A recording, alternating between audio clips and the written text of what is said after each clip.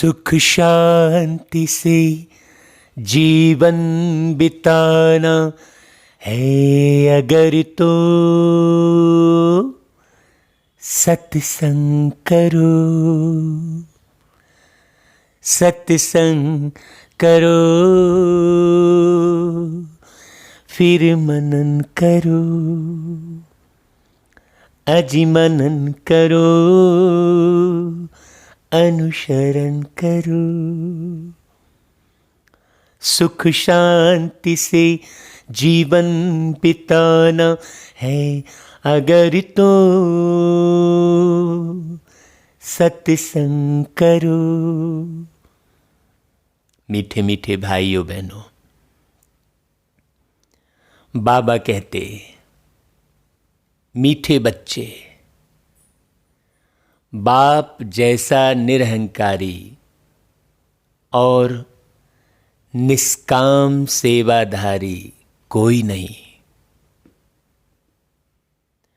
सारे विश्व की बादशाही बच्चों को देकर खुद वानप्रस्थ में बैठ जाते हैं, है ना।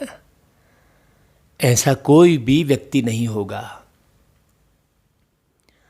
जो देने के बाद कुछ बोले ना, या सोचे ना।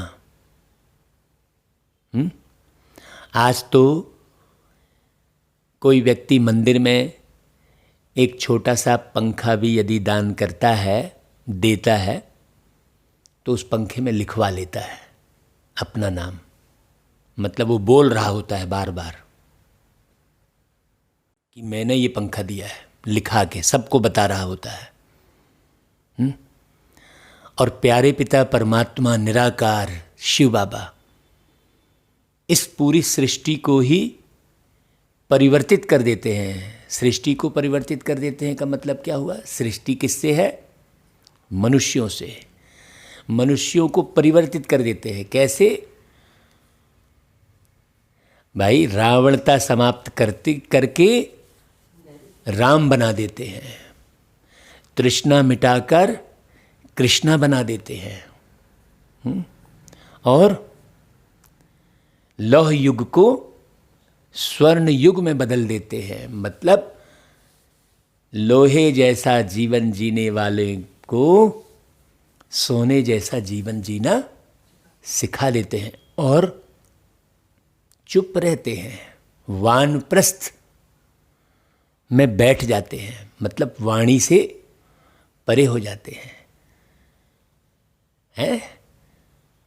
किसी को मालूम भी नहीं पड़ता, गुप्त रहते हैं। इसलिए परमात्मा को गुप्तेश्वर भी कहते हैं,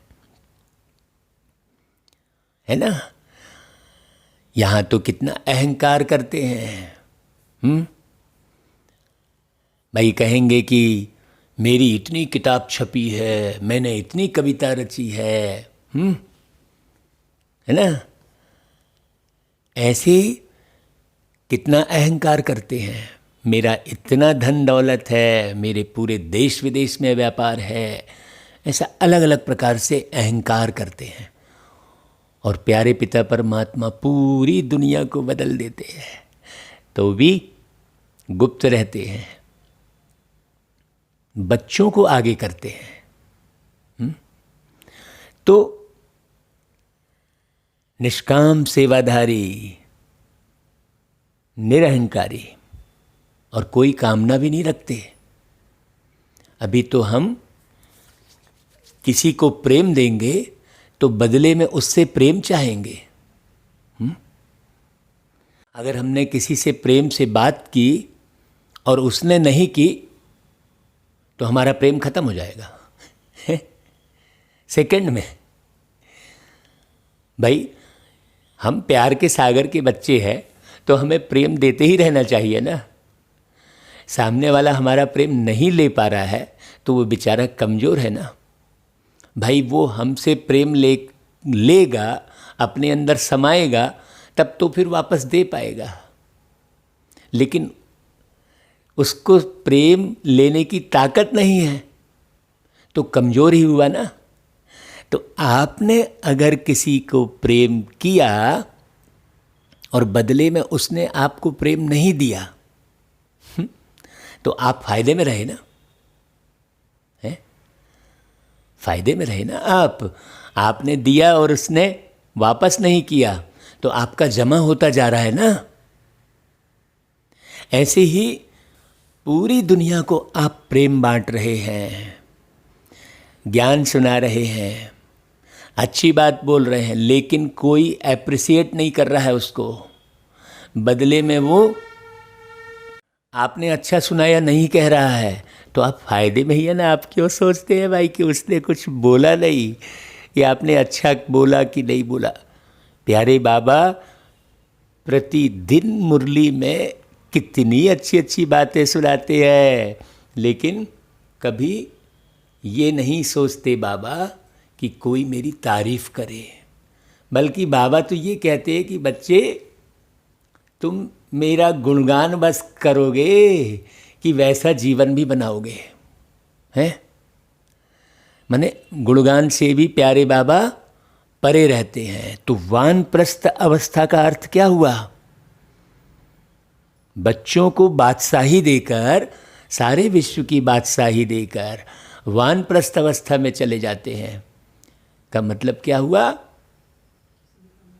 किसी भी बात में उलझते नहीं हैं। हाँ कि भाई आपने खूब बढ़िया आरती कर दी, तिलक लगा दिया, श्रृंगार कर दिया, दूध से नहला दिया, जलाभिषेक कर दिया, तो भगवान खुश हो गए। हम ये सोचते हैं कि भगवान को खुश करना है हमको, है? हमको ये लगता है कि भगवान हमसे नाराज हो गए हैं। देखो कितनी उल्टी परिपाटी चल रही है। भगवान को खुश करने की तो बात ही नहीं है। भगवान तो सदैव ही एक रस अवस्था में है, खुश है। भगवान को कोई खुश करने की बात थोड़ी है। तुम गलत कर्म करोगे तो गलत मिलेगा। भाई कांटे में पैर रखोगे, चाहे भूल से रखे या जानबूझ के रखे। भाई कांटे में पैर रखोगे तो कांटा थोड़ी बोलेगा ये तुमने भूल से रख दिया तो मैं नहीं चुभता। भाई कांटे में पैर रखोगे तो वो चुभेगा ही, और शरीर से खून निकलेगा ही, और दर्द होगा ही, है ना? तो जैसा कर्म करोगे वैसा फल मिलेगा ही। आप एक को प्यार बांटोगे, एक को प्यार बांटोगे तो वो प्यार वापस में रिटर्न मिलेगा नहीं, कोई वो नहीं है। लेकिन आप बांटोगे तो जमा तो हो जाएगा ना। हाँ, ऐसा ही आप पूरी दुनिया को यदि प्रेम बांटते हो तो फिर क्या होगा? फायदा क्या होगा? कि आपका एक भी दुश्मन नहीं रहेगा। जब एक भी दुश्मन नहीं रहेगा तो आप कितना सुखी रहेंगे भाई। अभी मनुष्य जो दुखी है, मनुष्य से ही तो है। अपने व्यवहार से, अपने संस्कार के द्वारा मनुष्य ने क्या किया है? बहुत सारे दुश्मन खड़े कर लिए हैं। एक देश का पूरा दूसरा देश ही दुश्मन है।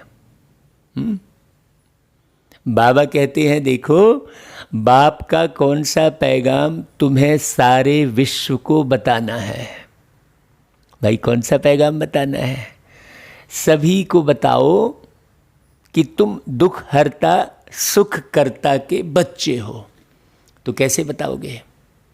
सुख देकर ही तो बता पाओगे ना।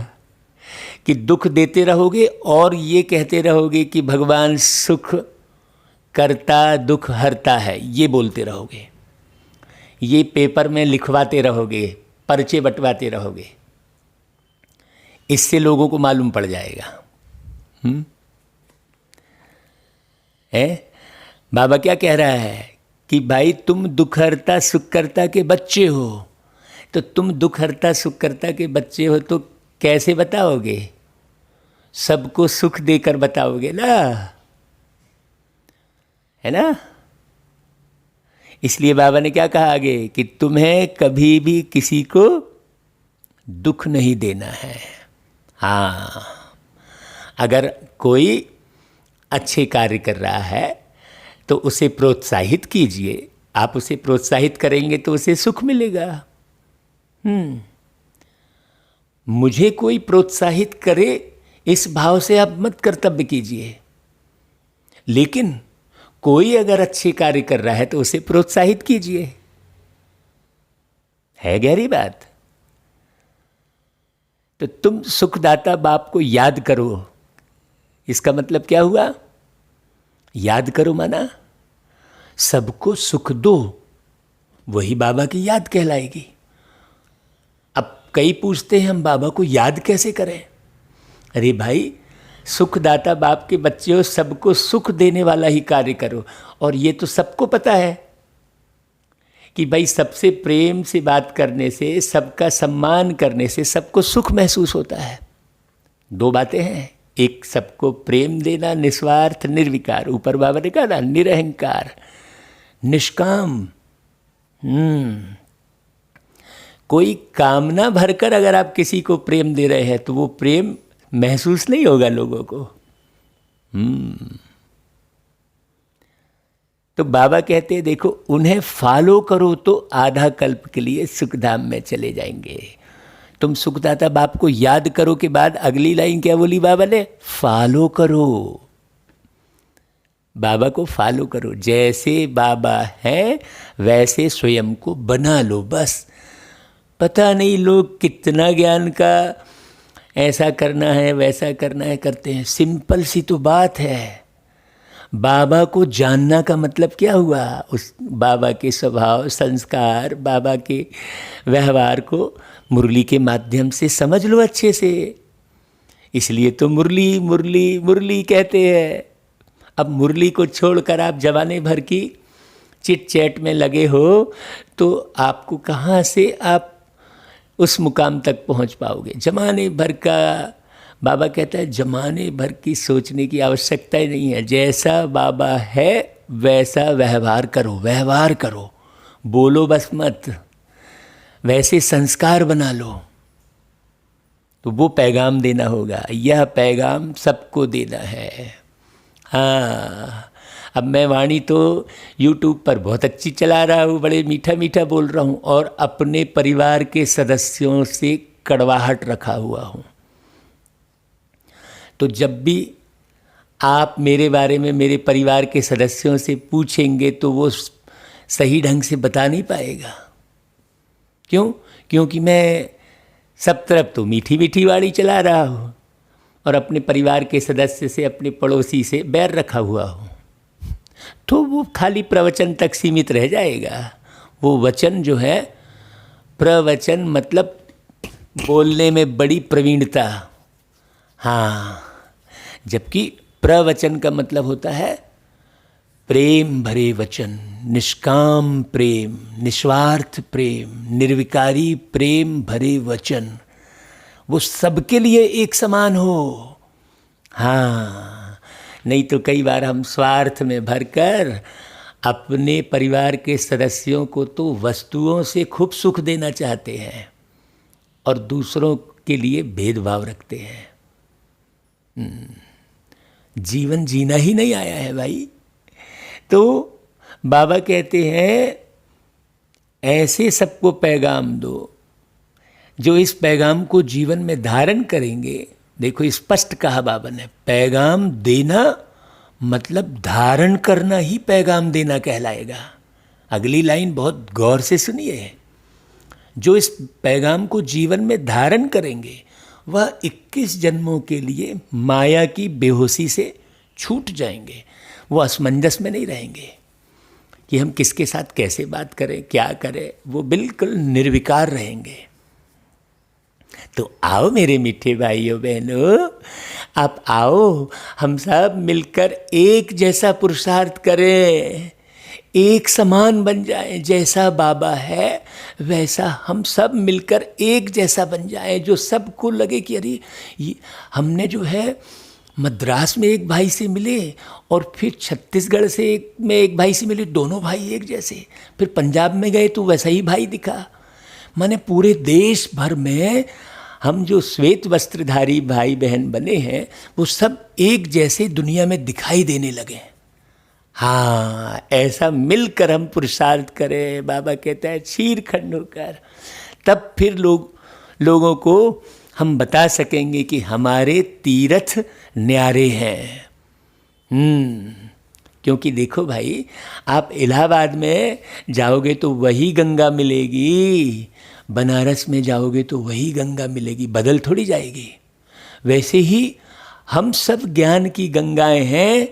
तो जितने भी शहर के भाई बहन ये मुरली सुन रहे हैं वो अच्छे से ये डिसाइड कर ले कि हमको जैसे ब्रह्मा बाबा सैंपल के रूप में हमने देखा वैसे ही हमको बनना है। हाँ, ओम शांति। मीठे मीठे रूहानी बच्चे इस गीत का अर्थ तो समझ गए हैं। देखो बाबा हर बार मुरली में कहते हैं अर्थ समझ गए हैं, क्योंकि जब तक आप अर्थ समझेंगे नहीं तब तक अर्थ यानी धन को बचा नहीं पाएंगे। कौन से धन को? स्थूल धन को भी नहीं बचा पाएंगे, ज्ञान धन को भी नहीं बचा पाएंगे, प्रेम धन को भी नहीं बचा पाएंगे, शांति के धन को भी नहीं बचा पाएंगे। धन मतलब सब धन है, तो अर्थ का मतलब धन, तो धन को नहीं बचा पाएंगे। और अर्थ माना पृथ्वी, मतलब इस पृथ्वी को भी नहीं बचा पाएंगे।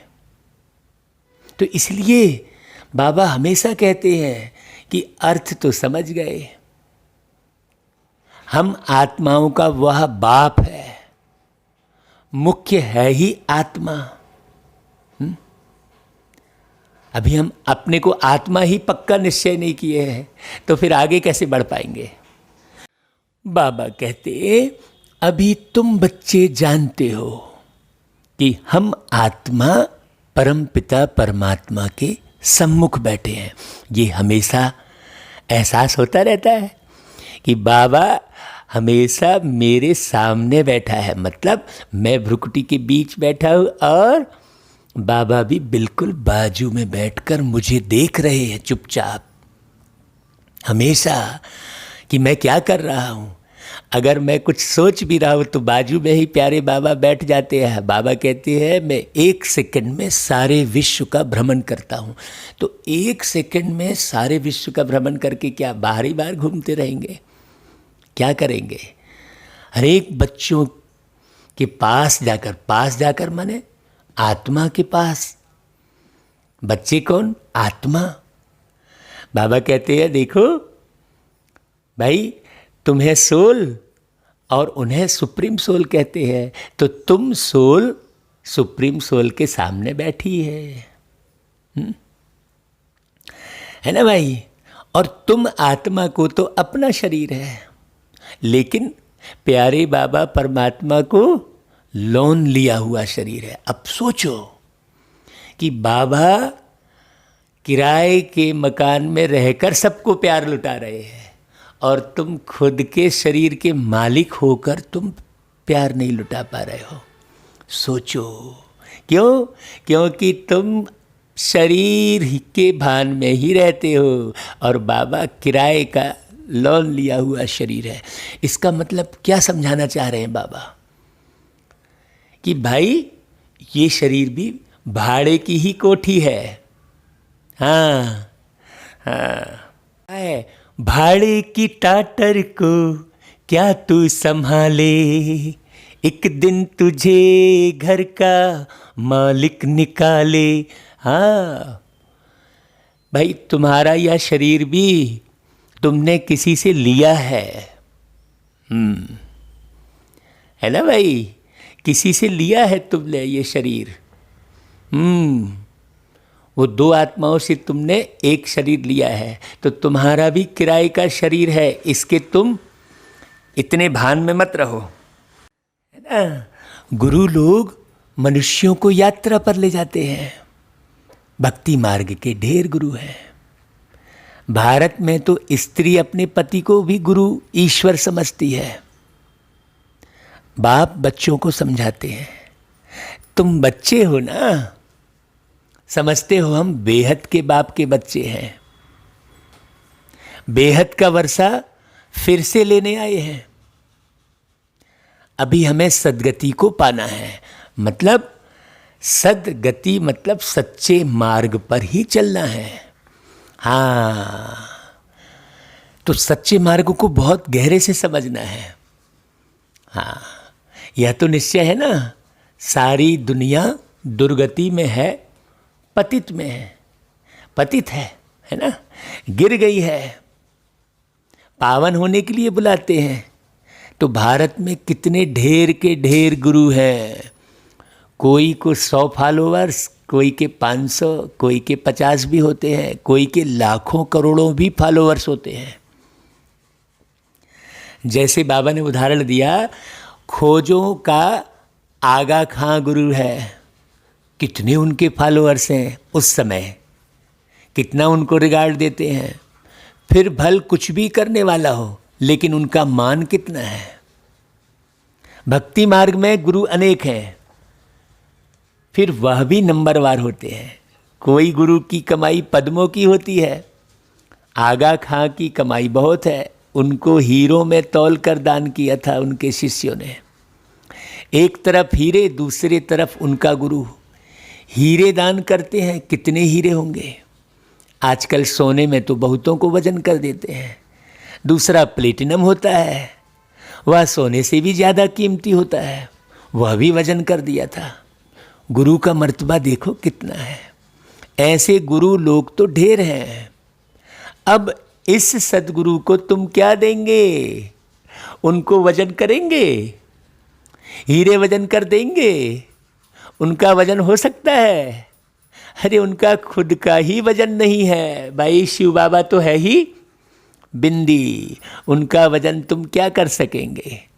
यह तुम्हारा गुरु कितना वंडरफुल है, सबसे हल्का, बिल्कुल ही सूक्ष्म है। तो बाबा ये सब बातें क्यों बता रहे हैं कि देखो अभी तो आगा खां है नहीं भाई। अब ये गुरु तो बदलते चले जाते हैं, और जो हीरे से तौला, सोने से तौला, ये प्लेटिनम से तौला जो बाबा ने कहा, तो शरीर से तौला ना, शरीर के भार के हिसाब से उनको तौला। आत्मा का भान तो रहा है नहीं ना। और शिव बाबा तो एक आत्मा है, बस वो परम आत्मा है। मतलब हम सब आत्माओं से श्रेष्ठ एक आत्मा है। क्यों? क्योंकि वो अशरीरी रहते, हमेशा शरीर के भान में नहीं रहते, शरीर में आते हैं। हम भी भाड़े के टाटर, कबीरदास जी ने कहा है, हम भी भाड़े के टाटर, मतलब ये जो शरीर है ये हमने भी तो भाड़े पर लिया है कुछ समय के लिए, है ना भाई। जैसे कि एक मकान का मालिक बहुत अभिमान करेगा, मेरा खुद का मकान है, ऐसा बोलेगा, सबको बताएगा बड़े नशे से, है। वैसा ही अब एक किराएदार है, वो उतना नशे में रहेगा क्या। तो बाबा ने जो बात बोली कि मैंने लोन लिया हुआ है ये शरीर, ये इशारे दिए बाबा ने कि तुम भी शरीर के भान में मत रहो भाई, ये किराए का ही शरीर है तुम्हारा भी, तुमने भी किसी न किसी से लिया है। ये सच्चाई को बताना चाह रहे हैं बाबा। तब तो तुम्हारा देह का भान टूटेगा भाई। सारे पाप की जड़ तो देह का भान है ना। तो बाबा कहते तुम्हारा एक ही गुरु है, तुम जानते हो, शिव बाबा तो दाता है। अब बाबा के बारे में क्यों बता रहे हैं? ब्रह्मा बाबा शिव बाबा के बारे में बता रहे हैं। इसका मतलब क्या? तुमको भी वैसा ही बनना है। केवल मुंडी हिला के सुन लिए, हाँ बहुत अच्छा सुनाए, उससे काम नहीं चलेगा। भगवान कभी कुछ ले नहीं सकते। तो भगवान के बच्चे तुम भी, मास्टर भगवान कभी किसी से कुछ ले नहीं सकते, वह तो देते हैं। तो तुम्हें भी क्या कर रहे हैं बाबा? देना सिखा रहे हैं। देना सिखा के तुम्हें देवता बना रहे हैं। हाँ, मनुष्य तो लेवता है। आप किसी से ही बोलोगे भैया थोड़ा ईश्वरीय कार्य करोगे, तो वो बोलेगा हमको क्या मिलेगा, वो लेने के ही भाव में रहेगा। तो आप देखो, लेने के भाव में रहते हो कि देने के भाव में। ईश्वर अर्थ दान सब करते हैं, तो समझते हैं दूसरे जन्म में इसका एवजा मिलेगा। अब जो दान करोगे वो मिलेगा। शांति दान करोगे तो शांति मिलेगी। शांति कैसे दान करोगे? मैं आत्मा शांत स्वरूप हूँ और सामने वाले को शांति दे रहा हूँ, ये सोचने पर आपका दान हो जाएगा क्या? कि आप वैसा व्यवहार करोगे। शांति का व्यवहार बाबा मुरलियों में सिखा रहे हैं, उसी को आत्माभिमानी स्थिति कहेंगे। बाबा ने कहा बच्चे तुम किसी को दुख मत दो। तो तुम्हारे किसी भी कर्म से अगर किसी को दुख हो रहा है तो तुम अशांति फैला रहे हो, है ना भाई? हाँ, खूब अपने आप को ज्ञानी समझ के घमंड में आ गए तो भी तुम अशांति फैला रहे हो। मान लो तुमने सारा ज्ञान प्राप्त कर लिया, आदि मध्य अंत का, तीनों लोकों का, तो तुम्हें अभिमान हो गया कि हम तो सब जानते हैं। और फिर तुमने ढंग से किसी से बात भी नहीं की, तो तुमने ढंग से बात भी नहीं की तो वो अशांति फैलाना ही कहलाएगा, हैं? सामने वाला तो अशांत हो गया। देखो मैं उनके पास गया तो उनने ढंग से बात भी नहीं की, बड़ा ओम शांति वाले बने हैं। वो सब तरफ क्या प्रचार करेगा? बड़े ओम शांति वाले बने हैं, ढंग से बात भी नहीं की हमसे, वो यही तो प्रचार करेगा ना। तो हमें शांति में रहना है, तो ऐसा थोड़ी है कि हमें अच्छे से किसी से बात भी नहीं करना है। हमें दृष्टि तो अपनी बहुत अच्छी रूहानी बनाकर सामने वाले को रूहानियत में लाना ही है ना भाई। हाँ, कोई हमें एकांत थोड़ी हो जाना है। एकांत कहा बाबा ने तो हम किसी एक कमरे को एकांत समझ लिए नहीं। एकांत मतलब एक के अंत में खो जाना, मतलब आदि से लेकर अंत तक प्यारा बाबा कैसा है इस धरती पर आने के बाद, कैसी वाणी चला रहा है, हैं?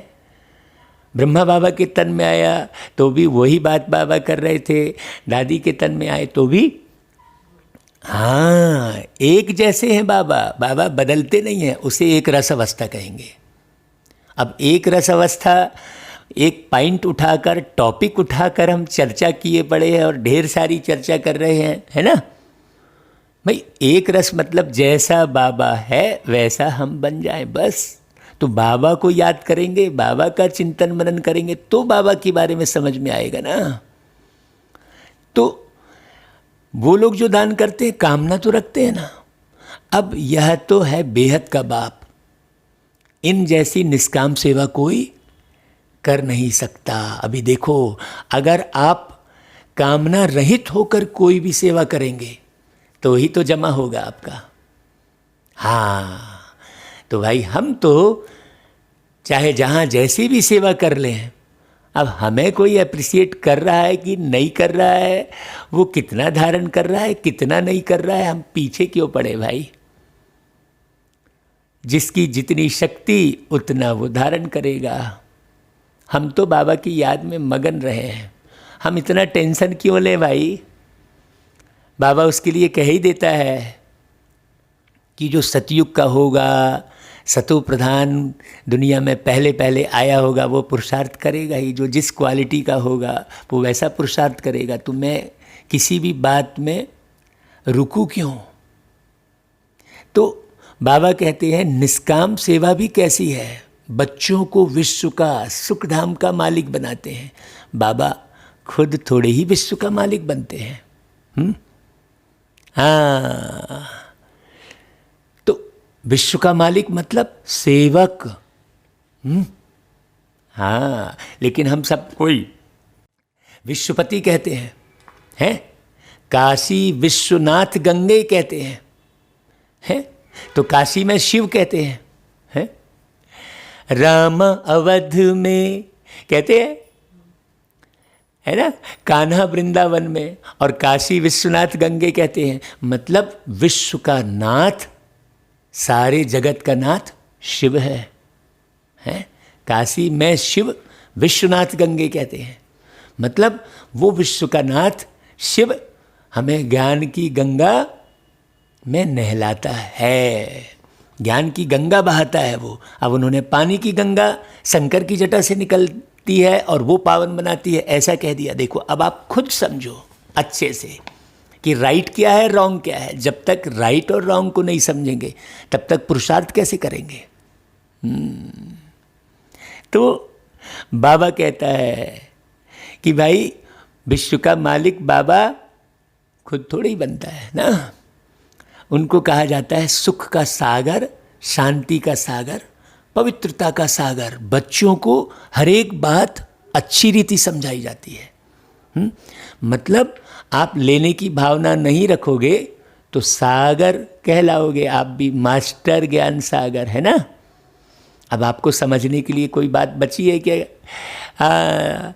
ऐसे तो है नहीं कि भाई समझने के लिए कोई बात बची हो अब आपके लिए। अब तो आप अपने व्यवहार से सबको समझाओ, हाँ, अपने स्वभाव से, अपने संस्कारों से समझाओ सबको, है ना। वही होगी गुप्त सेवा, चुप सेवा। शांति वाली सेवा किसे कहेंगे? मुख की चुप्पी शांति वाली सेवा थोड़ी कहलाएगी। या फिर हमने खूब अच्छी अच्छी भाषण कर दिए और व्यवहार एक से भी सही नहीं निभाया, वो भी कोई काम का नहीं है। एक ही बाप से तुमको जीवन मुक्ति मिल जाती है। मुक्त अवस्था में जीवन जीने की कला आप सीख जाते हो। बाबा से स्वर्ग का वर्षा मिलता है। निश्चय किया बस, बाबा और वर्षे को याद करना है। भाई बाबा और वर्षे को याद करना मतलब जैसे बाबा हैं वैसे मैं बन रहा हूँ कि नहीं बन रहा हूँ ये देखना, और जितना बन रहा हूँ उतना मैं पाऊँगा। तो अपनी रिजल्ट चेक करो। हमेशा बाबा कहता है चार्ट लिखो। इनको कहते हैं ज्ञान का सागर। सारा सागर स्याही बनाओ, सारा जंगल कलम बनाओ तो भी एंड नहीं हो सकती, ऐसा कहते हैं। बहुत गहरी बात समझने की है भाई। हमको लगता है कि एक एक लाइन में हम अगर समझाने बैठेंगे तो न जाने पूरा दिन लग जाएगा। बाबा कहते हैं तुम शुरू से लेकर लिखते जाओ तो तुम्हारी ढेर पुस्तकें हो जाएं। एक एक उदाहरण दे देकर, है ना भाई। हाँ, ये जो अर्थ सहित बाबा मुरली चलवा रहे हैं, अगर इसको आप लिखने बैठोगे तो 4 पेज की जो मुरली है वो कितना पेज लिखा जाएगी, है ना भाई। समझना है, कहने का अभिप्राय ये है, व्यवहार में लाना है। हाँ, ज्ञान तो ढेर हो गया, है ना भाई। यह नॉलेज तो बहुत वैल्यूबल है जो धारण करने की है। आ गई वही बात। जानते हो यह कोई परंपरा तो नहीं चलती है ना भाई, है। मैंने परिपाटी तो नहीं है ना। अब आपने परिपाटी जैसा कर लिया मान लो तो भी गलत हो गया। अभी तुमको तंत्र मिलता है। बाप आकर बच्चों को अपना परिचय देते हैं, वही काफ़ी है। बाप का परिचय देने से, रचता को जानने से रचना का भी ज्ञान आ जाता है। तो बाप का परिचय कैसा भाई? बाप का परिचय ये थोड़ी कि बाबा बिंदु रूप है, उसका नाम शिव है, उसका धाम परम धाम है, इतना ही परिचय थोड़ी हो गया। निष्काम सेवाधारी है, मतलब मुझे भी निष्काम सेवा करके बाप को प्रत्यक्ष करना है। निरहंकारी है, मतलब हमारे अंदर एक भी अहंकार ना रह जाए कि मैं फलाने जगह का हेड हूँ, ढिकाने का हेड हूँ। बात तो एक ही हो गई। जैसे एक पार्षद को वार्ड के हेड का भान रहता है, वैसा ही भान यदि आश्रम के गुरु को हो गया, वैसा ही तो हो रहा है। इंचार्ज मतलब इन माने अंदर। मैं अपने अंदर कितना चार्ज किया हुआ हूँ अपने आप को, स्वयं को मैंने कितना चार्ज किया है। हाँ, बहुत गहरी बात है। हेड मतलब हेड का जैसा, भाई पूरे विश्व का हेड शिव बाबा है। हाँ, नहीं यहाँ हम जो है किसी वार्ड के हेड हो गए, किसी जिले के हेड हो गए तो देव भान आया है खूब, नहीं। बाबा कहता है कि सारा ज्ञान आ जाता है। बुद्धि कहती है जो सतयुग में आते होंगे उनके पुनर्जन्म जास्ती होंगे। उनके अंदर सत्य का भाव जास्ती होगा, है ना। जिसने संगम पर मेहनत करके पहले सतयुग में आने का पुरुषार्थ किया होगा, उसके अंदर हमेशा सत्य का भाव होगा। हाँ, चक्र में जो पहले आए होंगे वही आएंगे। देखो वही लाइन आ गई ना। इस चक्र को भी अच्छी रीति समझना है। गीत में भी सुना ना भाई, हमारे तीर्थ न्यारे हैं, वह तो जन्म जन्मांतर तीर्थ यात्राएं आदि करते आए हैं, यह सिर्फ तुम्हारी एक जन्म की यात्रा है। हाँ, यह समझने वाली यात्रा है, बुद्धि की यात्रा है, यह वो शरीर की यात्रा है। शरीर के साथ वो इधर उधर स्थान का भ्रमण करते हैं और हम ज्ञान का रमण करते हैं। वो स्थान का भ्रमण करते हैं और हम ज्ञान का रमण करते हैं, ज्ञान में रमते हैं, माने ज्ञान अपने अंदर भरते हैं पूरी तरह से और ज्ञान स्वरूप बन जाते हैं। हाँ, तो यह एक जन्म की यात्रा है। इस रूहानी यात्रा में जरा भी कोई तकलीफ नहीं है। बताओ भाई, क्या तकलीफ है? ज्ञान देने वाले एक ही सद्गुरु है। सद्गति तो किसी की भी होती नहीं है बाकी दुनिया में। वह है सुप्रीम ज्ञान का सागर, सर्व की सद्गति हो ही जाती है। बाकी और क्या चाहिए भाई? तत्व भी सतो प्रधान हो जाते हैं। जब तुम सतो प्रधान हो जाते हो, सत्य को समझ लेते हो, तो वैसा ही तुम व्यवहार करने लगते हो प्रकृति के साथ, तो प्रकृति भी सतो प्रधान हो जाती है। अभी तो आप प्रकृति के साथ भी दुर्व्यवहार करते हो, हैं? कुछ लोगों ने देखो ये भी रिसर्च किया है कि देखो तुम पानी को प्लास्टिक की बोतल में भरकर उसके साथ दुर्व्यवहार कर रहे हो, ऐसा भी किसी ने कहा है? सोचो, यहाँ तमो प्रधान है तो वायु आदि भी ऐसी ही तमो प्रधान होती है। भाई होगी ही वायु। तुम उल्टा सुल्टा खाओगे हैं तो गंदी वायु बनेगी, तो पूरी वायु ही खराब कर देते हैं ना। सोचने की बात है। तो बाबा ने एक एक बात बहुत अच्छे से समझाई है। तो जब वायु ही तमो प्रधान होती है, कितने अर्थक्वेक आदि होते हैं? सतयुग में तो कोई भी दुख देने वाली चीज ही नहीं होगी, क्योंकि तुम पूरी तरह सतो प्रधान रहेंगे। बाप है ही दुख हरता सुख करता। तुम उनके बच्चे हो, तुम उनके बच्चे हो भाई, तो किसको भी दुख नहीं देना है। अब आप अपने व्यवहार से अगर किसी को दुख दे रहे हो तो देखो, बाबा कहता है देखो सबको यह रास्ता बताओ। भाई कौन सा रास्ता बताओ? सुख के वर्षा पाने का। हाँ, ये विधि सबको अच्छे से बैठ सिखाओ, निष्काम भाव से सिखाओ, है ना भाई? अब बाप कहते हैं तुमको सुख ही देना है, चाहे कुछ भी हो जाए। बाबा तुमको आधा कल्प के लिए ऐसा सुख देते हैं जो वहाँ दुख का नाम नहीं रहता है। तो इसलिए तुमको अब सबको सुख ही देना है, ये बात पक्की कर लो हर हाल में। तुम जानते हो बाप से 21 जन्मों का वर्षा पाने हम यहाँ आए हैं। अब यहाँ भी आकर आप तेरा मेरा में लग गए तो कितने भाई गफलत कर दिए कहलाएगा, है ना? हाँ, अपने ही पैर में कुल्हाड़ी मार लिए कहलाएगा ना भाई। तुम स्टूडेंट हो ना, तुम्हारी दिल में है कि शिव बाबा से स्वर्ग का सुख लेते हैं तो सब दुख दूर हो जाएंगे। बाबा ने बीच में क्या बोला? तुम स्टूडेंट हो ना। हाँ, पढ़ाने वाला तो बाप है, बाकी तुम सब स्टूडेंट हो। अब यदि मान लो मैं बाबा की मुरली अर्थ सहित सुना रहा हूँ तो मैं कोई टीचर थोड़ी हो गया भाई। टीचर तो सिर्फ एक शिव बाबा है। हमको टीचर के समान बनना है, टीचर के भान में नहीं रहना है। हाँ, हम तो सदा ही स्टूडेंट हैं हम सब। बाबा हमको संजीवनी बूटी देते हैं सुरजीत होने के लिए। हाँ, सुरजीत होने के लिए। सुर माने क्या होता है? देवता, देवताई गुण, है ना, को हम पा लेते हैं। जैसे कोई राजमहल को पा लेता है ना, वैसे ही हम किसको पा लेते हैं? देवताई गुण को पा लेते हैं। फिर 21 जन्म कभी मूर्छित नहीं होंगे। हाँ, तो भाई अभी भी अगर मूर्छित हो रहे हो बार बार, बाबा छुई मुई का उदाहरण देते हैं। छोटी छोटी बात में आप उदास हो जा रहे हो, दृष्टि खराब कर ले रहे हो तो फिर 21 जन्म तक कहाँ से चलोगे भाई, जब अभी संगम के संगम में ही नहीं बन पाए है।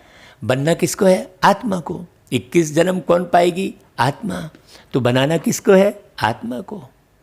तो बाबा कहते हैं वह संजीवनी बूटी कौन सी है? मन मना भव, है ना। आप अपने मन को मनाओ, है ना, कि भाई अरे मन तू इधर उधर मत भाग, है। ऐ मन चलना चले अब परम धाम हम, है ना भाई। परम धाम की ओर बढ़ना मतलब श्रेष्ठ धारणाओं में जीवन जीना। सर्व का सद्गति दाता एक ही बाप है, उनको निराकार निरअहंकारी कहा जाता है। जिस तन में आते हैं वह भी साधारण है, हाँ, है ना भाई। कोई ताम झाम वाला नहीं है। अब तुम बच्चे ताम झाम दिखाने लग गए हैं, तो बाबा तो साधारण है। बाप कहते हैं dear children I am your obedient father. देखो बाबा इंग्लिश में बोलते हैं, ओ मेरे मीठे मीठे प्यारे बच्चे, dear children I am your obedient father, मतलब मैं तुम्हारा आज्ञाकारी पिता हूँ। सोचो, बड़े आदमी हमेशा ऐसे ही लिखते हैं, आई एम ओबीडियंट सर्वेंट। हाँ, अपने को श्री कभी नहीं लिखेंगे। आजकल तो लिखते हैं श्री श्री फलाना, आप ही अपने को श्री श्री लिखते रहते हैं। वह बाप है निराकारी निरअहंकारी। तो हमें भी बिल्कुल निराकारी ही बनना है, किसी भी शब्द के माया जाल में फंसना नहीं है। बाबा ने कहा कोई गाली दे तो गुलाब समझो, उसको उसी शब्द के रूप में आप ग्रहण क्यों कर रहे हो, है। सोचने की बात है। अब तुम उनके सम्मुख बैठे हो, जानते हो वह हमारा बाप टीचर सतगुरु है। बाकी तो सब भक्ति मार्ग के अनेक गुरु हैं। गुरुओं के भी गुरु होते हैं, इनका कोई गुरु नहीं है। शिव बाबा का फिर और कोई गुरु है क्या भाई? यह सत बाबा, सत टीचर, सतगुरु है। तुम जानते हो आत्मा ही संस्कार धारण कर रही है। बाबा भी आत्मा ही है ना, उनमें भी गुण हैं। तुम्हारे गुण अलग अलग हो जाते हैं धारणा के अनुसार। इस समय जो गुण तुम्हारे में है वही बाप के हैं। फिर सतयुग में तुम्हारे दैवी गुण हो जाएंगे। बाप ज्ञान का सागर, प्यार का सागर है। कृष्ण की महिमा अलग है। कृष्ण जी को प्यार का सागर, ज्ञान का सागर नहीं कहेंगे। शिव बाबा को 16 कला संपूर्ण नहीं कह सकते, लेकिन कृष्ण जी के 16 कला संपूर्ण कह रहे हैं। एक लिमिट है ना। और शिव बाबा तो सारी कलाओं में पारंगत है, इसलिए हम कहते हैं भाई साइंटिस्ट भी बाबा। अब एक चिकित्सक भी यही बोलता है ना कि भैया अब तो वही ठीक कर सकता है। तो चिकित्सक भी बाबा, सारे रोल बाबा अदा करते हैं। तो बाबा कहते हैं देखो वह तो स्थिर है ही। बाप कहते हैं यह टाइटल तुम मुझे नहीं दे सकते हो। भाई मैं थोड़े ही विकारी बनता हूँ जो फिर सर्वगुण संपन्न बनूं, है। बाबा को कोई सर्वगुण संपन्न बनने की प्रक्रिया से थोड़ी गुजरना पड़ता है। मेरी महिमा इन जैसी थोड़े ही करेंगे। इस नॉलेज को जिन्होंने कल्प पहले सुना है वही आएंगे, आकर बाप से सुनेंगे और बाप को याद करेंगे। पिछाड़ी को हाय हाय कर रोते हैं, फिर जय जयकार हो जाती है। तो पिछाड़ी को हाय हाय करके कौन रोएगा? दुनिया वाले या बाबा के बच्चे? बाबा के बच्चे ही रोएंगे जो सच्चा पुरुषार्थ नहीं करेंगे। क्यों? क्योंकि उन्हें मालूम होते हुए भी वो लापरवाही और गफलती कर रहे हैं। तो हाय हाय बाबा के बच्चे ही करेंगे। इसलिए सावधान। बाबा हर मुरली में शिक्षा भी देते हैं, प्यार भी देते हैं, सावधानी भी देते हैं। तो अभी तुमने यात्रा का राज भी समझा है। इस यात्रा से फिर तुम कभी मृत्यु लोक में लौटते नहीं हो। हाँ, मरने का भय खत्म हो जाता है, मरने का भय नहीं रहता, सदा ही जीवित रहते हो, ज्ञान मिल जाता है। उन यात्राओं से फिर घर लौट आते हैं। कितने मनुष्य स्नान करने जाते हैं, भक्ति का विस्तार देखो तो कितना है। जैसे झाड़ कितना बड़ा अथाह होता है, बीज तो बिल्कुल छोटा होता है, वैसे भक्ति का भी विस्तार कितना है।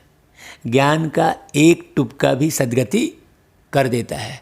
आपको इतना ही ज्ञान हो गया कि भाई मैं शरीर नहीं, मैं एक आत्मा हूँ, परम धाम का रहने वाला हूँ, तो क्या हो जाएगा कि आपको यही ज्ञान अगर आपने धारण कर लिया है, बार बार आपने गहरे से समझ लिया है, तो आप परम धाम तो बड़े सहज रीति चले ही जाएंगे ना भाई।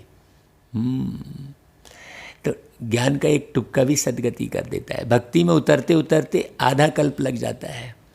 यहाँ तुमको सीढ़ी चढ़ने में 1 सेकंड लगता है। लिफ्ट कितनी अच्छी है, ज्ञान मिला और भाई समझने की बस देरी है। कहते हैं बस समझने की देरी है, हैं? भक्ति में उतरते उतरते कितना नीचे, एकदम नीचे आ जाते हैं, और अभी नीचे से एकदम ऊपर अपने घर ले जाती है। इसको कहा जाता है चढ़ती कला तेरे भाणे सर्व का भला, ये गुरु ग्रंथ साहिब में लिखा। तो चढ़ती कला कौन सी है ये तो मालूम नहीं है। भाई यदि हम ऊपर चढ़ते हैं तो हमारे को देखकर सभी ऊपर चढ़ते हैं। सर्व का सद्गति दाता एक बाप ही है। अब ज्ञान भक्ति का फर्क देखा। ज्ञान भक्ति वैराग्य है ना, सन्यासियों का है हद का वैराग्य। बाबा ने समझाया है वैराग्य 2 प्रकार के हैं। एक हद का वैराग्य जिससे कोई सद्गति नहीं होती, अब घर बार छोड़ दिए, आश्रम में चले गए, जंगल में चले गए, उससे क्या सद्गति, वो तो है तो यहीं। और दूसरा है बेहद का वैराग्य जिससे तुम्हारी सद्गति हो जाती है। बुद्धि ही परम धाम में पहुंच गई, सतयुग में पहुंच गई, है ना भाई। अभी सद्गति के लिए तुम बच्चों को श्रीमत मिलती है, श्रेष्ठ ते श्रेष्ठ बनने की। अब श्रेष्ठ दुनिया की स्थापना हो रही है श्रीमत पर। हाँ, श्रीमत यानी श्रेष्ठ विचार। यह भ्रष्ट दुनिया रावण की मत पर बनी है, मतलब बुरे विचार, विषय विकारों से सने विचार। रावण की मत मतलब स्वार्थ वाले विचार। हाँ, हम श्रेष्ठ बन रहे हैं, यह बातें तुम ही जानो, और कोई दूसरा नहीं जानता। दुनिया बिल्कुल नहीं जानती। तो कितना नशा होना चाहिए भाई। तुम्हारे लिए तो कहते हैं यह ब्रह्मा कुमारियाँ विनाश कराने वाली हैं। सचमुच विनाश तो होना ही है। हाँ, इससे ही तो कल्याण होना है।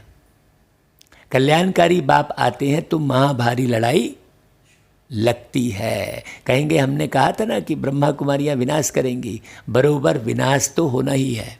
पुरानी दुनिया विनाश होगी, हम नई दुनिया की स्थापना करते हैं। पुरानी के बाद नई जरूर है ही, तो पहले स्थापना करेंगे ना भाई। भाई किसकी स्थापना? आत्मा बिल्कुल ज्ञान योग में स्थिर हो जाती है। हाँ, कल्प कल्प विनाश होता है, तभी भारत में स्वर्ग के द्वार खुलते हैं।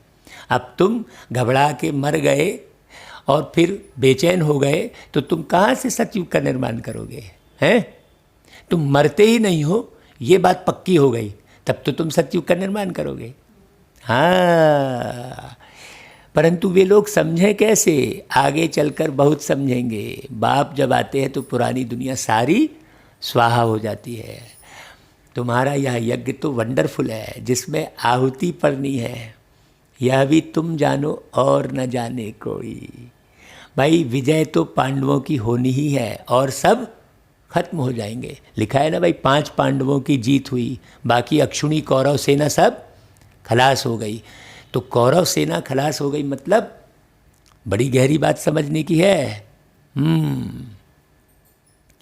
बाकी तुम पांडव रहते हो, फिर नई दुनिया में राज्य करते हो। हाँ, विजय तो पांडवों की होनी है। यह नॉलेज बड़ी वंडरफुल है। सबका दुख हरता, सुख करता, सद्गति देने वाला एक ही बाप है। कितना मीठा, कितना प्यारा बाप है। कितना मीठा, कितना प्यारा, ऐसा गीत गाते हैं ना भाई। शिव भोला भगवान, हमने देखा, हमने जाना, ऐसा कहते हैं ना भाई। कहते आए हो मीठे बाबा, आप जब आएंगे तो आप पर हम वारी जाएंगे। तो अब आया है भाई बाबा, सुना रहा है मुरली, तो अब वारी जाओ जल्दी से जल्दी। अब क्यों पीछे उठ रहे हो भाई? मेरा तो आप, दूसरा न कोई। इसका मतलब यह नहीं कि घर बार छोड़ यहाँ आकर बैठेंगे, हैं? भाई घर गृहस्थी को संभालेंगे, भाई गृहस्थ व्यवहार में भल रहो, 7 रोज का कोर्स ले, फिर कहाँ भी जाओ, अच्छे से समझ लो भाई ज्ञान को, बस मन मना भाव। भाई 7 रोज का कोर्स मतलब 7 दिन हमको कैसे जीवन में मैनेज करना है, इसको सीख जाओ अच्छे से, हैं? भाई 7 दिन की तो जिंदगी है, 8वां तो कोई दिन ही नहीं होता। तो बाप को याद करना और वर्षा पाना है, बस याद की यात्रा में रहना है, इससे ही बेड़ा पार है। हाँ, यह भी तुम जानते हो, पवित्र रहना है, छी खाना आदि नहीं खाना है ना भाई? आ गई वही बात खाने की। अब खाओगे उल्टा सीधा तो वायु खराब होगी ना भाई। हाँ, मुरली तो मिलती ही है, कोई समय मुरली नहीं भी मिलेगी, आफतें आएंगी, हंगामा आदि हो जाएगा, तो मुरली मिल नहीं सकेगी, हैं? तो फिर अभी क्या करना है भाई? मुरलीधर बनना है, पूरा आत्मसात कर लो। भाई अभी बाबा ने एक छोटी सी PDF में, बहुत कम जगह घेरती है वो PDF में, बाबा ने पूरी 1 महीने की मुरली का PDF बनाया है, वो हमने सबको व्हाट्सएप किया है। आप उस PDF से पुरानी मुरली बिल्कुल झट खुलेगी। हाँ, इतना अच्छा इजी सिस्टम है। बाबा कहता है देखो, तुम इन आँखों से जो कुछ देखते हो वह नहीं रहेगा, सब भस्म हो जाएगा। तो काहे यहाँ बुद्धि लगाना भाई? मिटने वाली इस दुनिया से अब दिल लगाना क्या, है ना भाई? तो प्रलय तो होती नहीं है कि सारी दुनिया मिट जाए भाई, डूबेगी थोड़ी पूरी। हाँ, डूबेगा कौन? डूबेगा कौन भाई? जो विषय विकारों में डूबा हुआ होगा, वही नई दुनिया में आ ही नहीं सकता। दुनिया तो एक ही है, नई सो पुरानी होती है। न्यू वर्ल्ड ओल्ड वर्ल्ड कहा जाता है। जैसे भाई दिल्ली तो वही है, लेकिन नई दिल्ली और पुरानी दिल्ली कहा जाता है। अब तो कहेंगे यह ओल्ड वर्ल्ड है ना भाई? बाकी थोड़ा समय है, वह कहते हैं कल्प की आयु लाखों वर्ष है। कलयुग के लिए कहते हैं 40,000 वर्ष पड़े हैं। भाई 40,000 वर्ष पड़े, इतना जो है हाहाकार अभी भी मचा हुआ है, तो अब 40,000 वर्ष में और क्या नहीं होगा भाई? हैं? वास्तव में 5,000 वर्ष का चक्र है। तुम्हारी बुद्धि में सारी नॉलेज है। मनुष्य तो बिल्कुल पत्थर बुद्धि है। एक्टर्स होकर ड्रामा के क्रिएटर डायरेक्टर को ना जाने तो उनको क्या कहेंगे भाई? हाँ, वर्ल्ड की हिस्ट्री ज्योग्राफी कैसे रिपीट होती है यह तो जानना चाहिए ना। इसलिए सृष्टि चक्र स्वास्तिक पर विशेष रूप से समझानी दी जाती है। जो अच्छी रीति जानते हैं, बुद्धि में धारण कर औरों को धारण कराते हैं, वह ऊंचते ऊंच पद पाते हैं। बाप कहते हैं जो नॉलेज मेरे में थी वह अब सब तुमको दे रहा हूँ। ड्रामा प्लान अनुसार मैं रिपीट करता हूँ, है? मेरा भी ड्रामा में पार्ट है भाई, आप सबका भी पार्ट है ड्रामा में। अब अपने पार्ट को पहचानो कि पहले पहले आने वाला पार्ट है। अपने स्वभाव संस्कार को देखो अच्छे से, तो परख लोगे, हैं? और आप पार्ट जो है अच्छे से अच्छा बना सकते हो भाई अपना, है ना? ये तो अवसर दिया जा रहा है। जैसे एक फिल्म बनती है तो अवसर देते हैं भाई, तुम लंबा पार्ट ले लो तो ज़्यादा तुमको इनकम होगी, और छोटा सा एक जगह दिखे तो तुमको इनकम कम होगी ना भाई। सीधी सी बात है। ये भी पूरा 5,000 साल का ड्रामा है, 5,000 साल की फिल्म है कहना चाहिए। वो 3 घंटे की फिल्म तैयार होती है।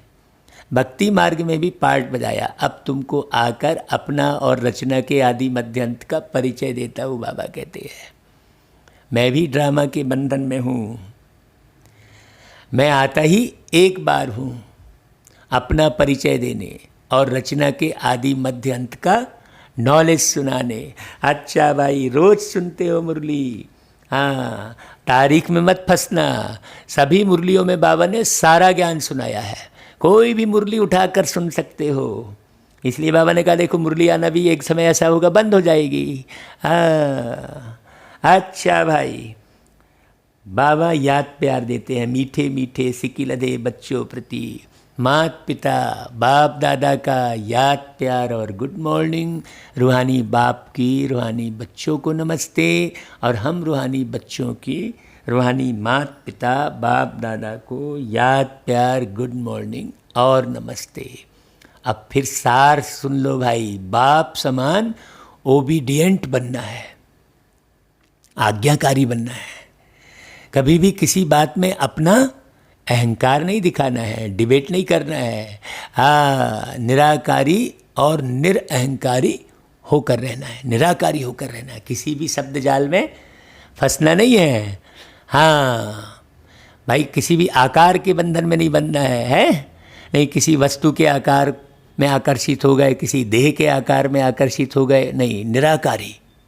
हाँ, दूसरा, बाप टीचर और सद्गुरु के कंट्रास्ट को समझ निश्चय बुद्धि बन श्रीमत पर चलना है। देखो, बाप टीचर और सद्गुरु तीनों का पार्ट बहुत अच्छे से समझना है ना भाई, और तीनों पार्ट बजाना भी है ना।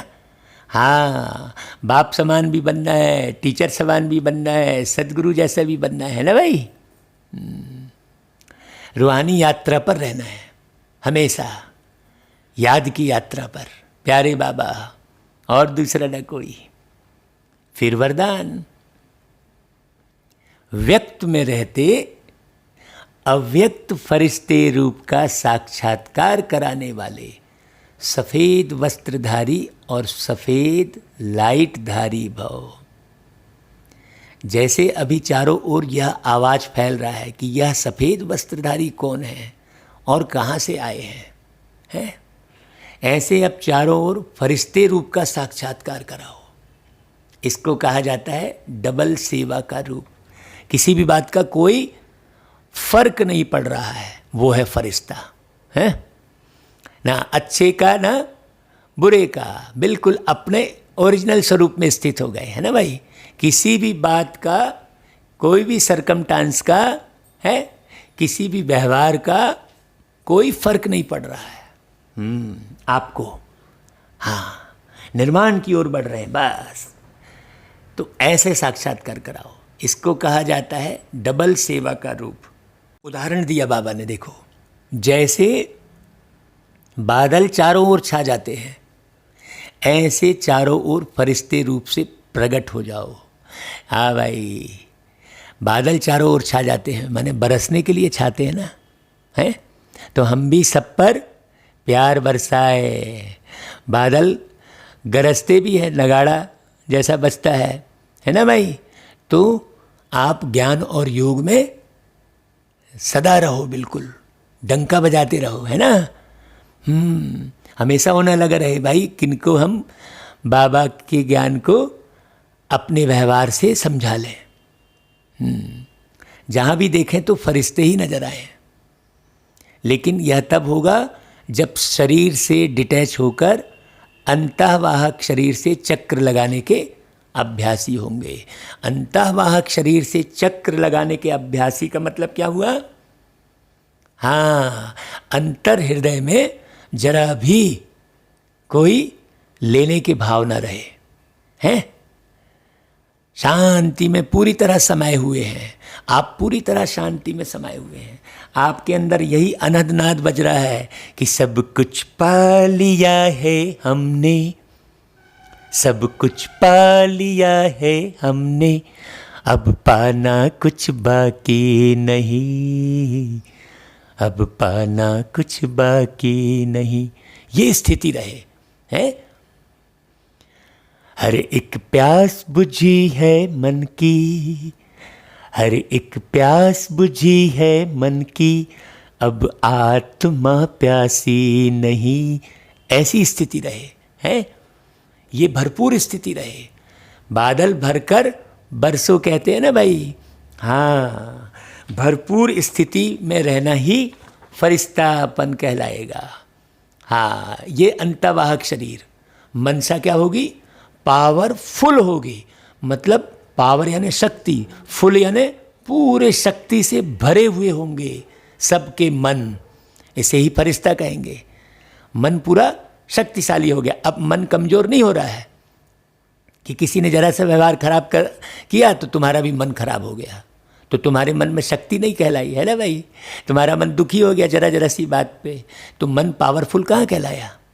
ये बात समझने की है। अच्छा भाई, फिर स्लोगन, सर्व गुणों व सर्व शक्तियों के अधिकारी बनने के लिए आज्ञाकारी बनो। हाँ जी का पाठ बजाओ, है ना। ये ऐसा है, वो वैसा है, मेरे को ये पसंद नहीं, वो पसंद नहीं, ये सब चक्कर छोड़ दो। अच्छा भाई, ओम शांति।